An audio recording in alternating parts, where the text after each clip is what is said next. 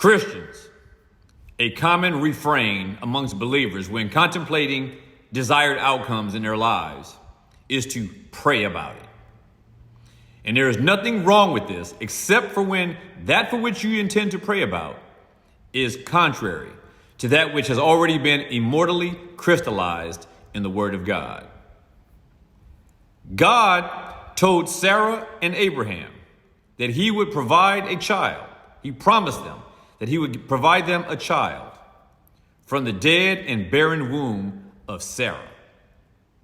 However, Sarah decided of her own gumption to devise a carnal and a mischievous plan to help God accomplish a promise he made simply because she reasoned that it was inconceivable that God could deliver on this particular promise with what was at his disposal then.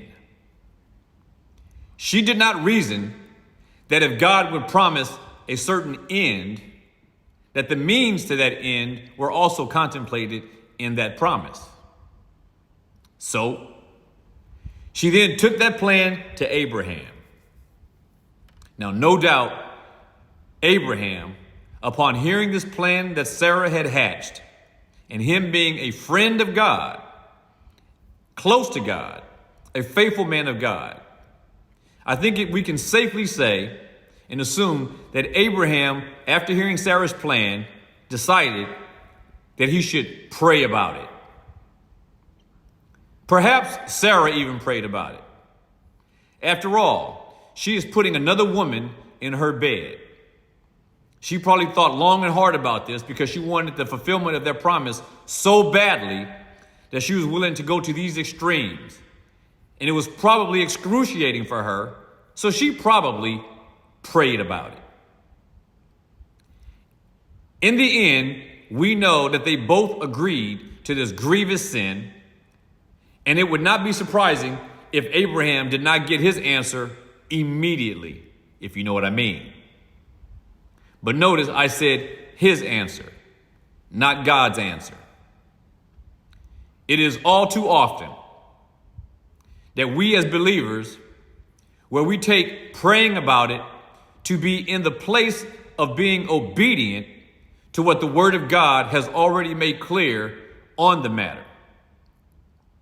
God is not going to make any exceptions from what his Word clearly commands in order to accommodate you or me, simply because we perceive what we believe as the only way possible that he could give us what we believe must be the means that he intends to use to fulfill what was promised. Now, there's another aspect to this, because sometimes something that you need comes your way. Something that you need comes your way, but it comes your way the wrong way.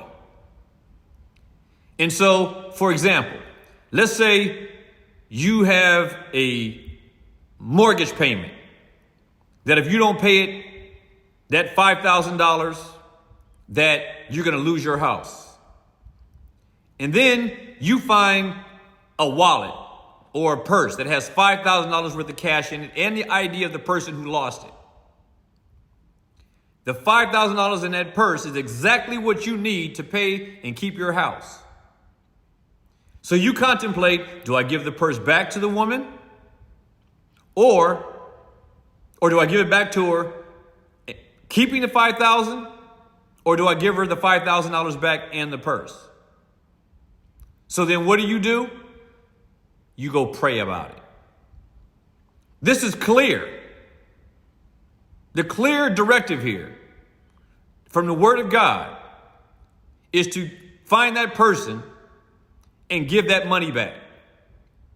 And just because it looks like it was divine, because it matches what you need, doesn't mean that this is something you should pray about. This answer should be obvious. Be provoked and be persuaded.